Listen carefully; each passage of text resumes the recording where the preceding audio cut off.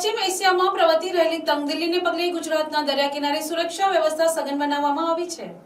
નવસારીના દરિયાકાંઠે આતંકવાદી પ્રવૃત્તિઓ, ડ્રગ્સની હેરાફેરી અને દરિયાઈ માર્ગે થતી ઘૂસણખોરીને રોકવા માટે મરીન ટાસ્ક ફોર્સ દ્વારા સઘન કોસ્ટલ પેટ્રોલિંગ હાથ ધરવામાં આવ્યું છે। રાજ્યના એટીએસ અને કોસ્ટલ સિક્યુરિટીના એડિશનલ ડીજીપી અમિત કુમાર વિશ્વકર્મા, આઈજીપીએલ માલ અને એસપી એસજે પરમારના સીધા માર્ગદર્શન હેઠળ 5મી માર્ચ 2024ના રોજ આ ખાસ ઓપરેશન હાથ ધરાયું હતું। નવસારી સેક્ટરના પોલીસ ઇન્સ્પેક્ટર યુજે પટેલ અને મરીન કમાન્ડોની ટીમોએ ઉભરાટથી લઈને દાંતી સુધીના સમગ્ર દરિયા વિસ્તારમાં સંયુક્ત રીતે પેટ્રોલિંગ કર્યું હતું। મરીન કમાન્ડોની અલગ અલગ હિટ ટીમો બનાવીને ફૂટ પેટ્રોલિંગ કરવામાં આવ્યું હતું। આ દરમિયાન કિનારા પર ફરતા શંકાસ્પદ શખ્સોની પૂછપરછ અને વાહનોનું ચેકિંગ કરાયું હતું। સમુદ્રમાં શંકાસ્પદ બોટ કે કોઈ અજાણી વસ્તુ દેખાય તો તેના પર ચાંપતી નજર રાખવામાં આવી હતી।